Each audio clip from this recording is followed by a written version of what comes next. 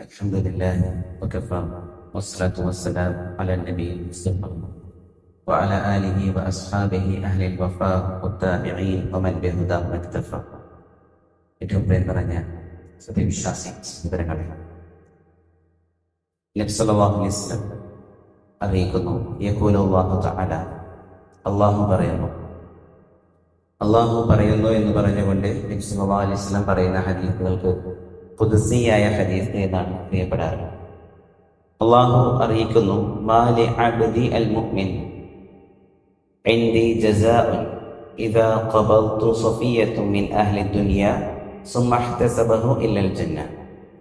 അല്ലാഹു അറിയിക്കുന്ന കാര്യം, എൻ്റെ ഒരു വിശ്വാസിയായ അടിമ അയാളുടെ ഏറ്റവും അടുത്ത അയാളെ ഞാൻ മരിപ്പിച്ചിട്ട് അതിൽ ക്ഷമിക്കുകയും പ്രതിഫലം ആഗ്രഹിക്കുകയും ചെയ്താൽ സ്വർഗമല്ലാതെ മറ്റൊരു പ്രതിഫലവും അയാൾക്കില്ല. സുബ്ഹാനല്ലാഹ്, ഇത് വല്ലാത്തൊരു വചനമാണ്. നമ്മളിൽ പലരുടെയും ഏറ്റവും പ്രിയപ്പെട്ട പലരും ഒരുപക്ഷെ ഇന്ന് ദുനിയാവിൽ ഉണ്ടാകണമെന്നില്ല.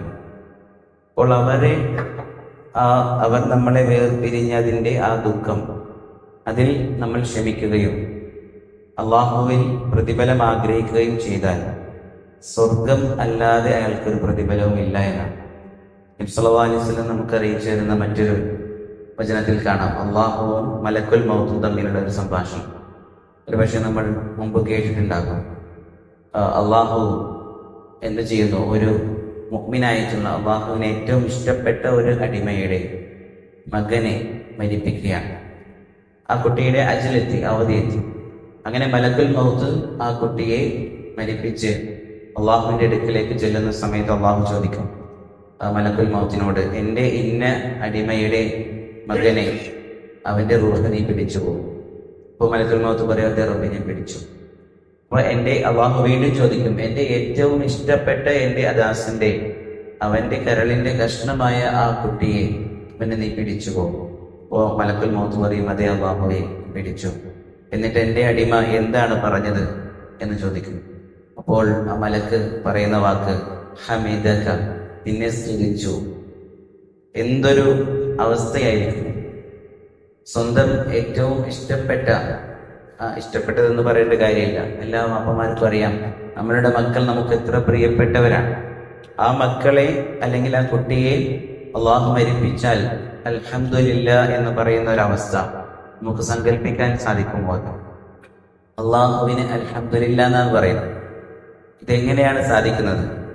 അൽഹംദുലില്ലാഹ് എന്ന് പറയാൻ കഴിയുന്നത് എങ്ങനെയാണ്?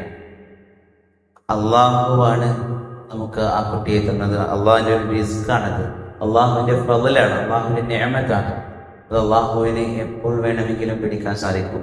അങ്ങനെ എന്ത് ചെയ്താലും ഏത് സമയത്തും അള്ളാഹുവിന് അൽഹംദുലില്ലാഹ് എന്ന് പറയാൻ പറ്റുന്ന ഒരു ഈമാൻ, ആ ഈമാൻ അതിന്റെ അവസ്ഥ നമ്മളൊന്ന് ആലോചിച്ച് നോക്കും. എന്നിട്ട് അള്ളാഹു സുബ്ഹാനഹു വ തആല പറയുകയാണ്, മലക്ക് പറയുകയാണ്, ഹമീദക, നിന്നെ സ്തുതിച്ചു. അള്ളാഹു പറയുമെങ്കിൽ എൻ്റെ അടിമക്ക് സ്വർഗത്തിൽ ഒരു കൊട്ടാരം പണി കഴിപ്പിക്കും. എന്നിട്ട് അതിനെ ബൈത്തുൽ ഹംദ് എന്ന് പേരിടണം, സ്തുതിയുടെ ഭവനം എന്ന പേരിട്ട് അയാൾക്ക് വേണ്ടിയിട്ട് പണി കഴിപ്പിക്കാൻ അള്ളാഹു സുബ്ഹാനഹു വ തആല അറിയിക്കാം. സഹോദരങ്ങളെ, ഇവിടെ ക്ഷമയേക്കാൾ അപ്പുറമുള്ള ഒരു ദറജയാണ് ഈ മനുഷ്യനിൽ നിന്നുണ്ടായിട്ടുള്ളത്. ക്ഷമിക്കുക എന്ന് പറഞ്ഞാൽ അതിൽ വേറെ ഒരു പരാതിയോ പരിഭവമോ ഇല്ലാത്ത അവസ്ഥയാണ്. എന്നാൽ അതിനും അപ്പുറം അള്ളാഹുവിനെ ശുക്ർ ചെയ്യുന്ന ഒരവസ്ഥ, പരീക്ഷണങ്ങളിൽ അൽഹംദുലില്ലാഹ് എന്ന് പറയാൻ പറ്റുന്ന ഒരവസ്ഥ, അത് ക്ഷമയേക്കാൾ വലിയ ദറജയാണ്. അത് ഈമാനിന്റെ ഏറ്റവും ശക്തമായിട്ടുള്ള അവസ്ഥയുമാണ്, ഏറ്റവും ഉന്നതമായ യഖീനിന്റെ അവസ്ഥയാണത്. യാതൊരു സംശയവുമില്ലാത്ത അള്ളാഹുവിൽ ദൃഢബോധ്യമുള്ള അവസ്ഥയാണ്. അപ്പോൾ ഈ ക്ഷമ ആണ് അതിലേക്കുള്ള ചവിട്ടുപടി. ക്ഷമയെ കടന്നിട്ടേ നമുക്ക് ആ അവസ്ഥയിലേക്ക് എത്താൻ സാധിക്കും. അള്ളാഹു സുബ്ഹാനഹു വ തആല ക്ഷമയുടെ പ്രതിഫലം നമുക്ക് അറിയിച്ചു തരികയാണ്. നമ്മളുടെ ഏറ്റവും പ്രിയങ്കരായിട്ടുള്ള ആരെങ്കിലും മരണപ്പെട്ടാൽ അതിൽ ക്ഷമിച്ച് അള്ളാഹുവിനോട് പ്രതിഫലം കാംക്ഷിക്കുക.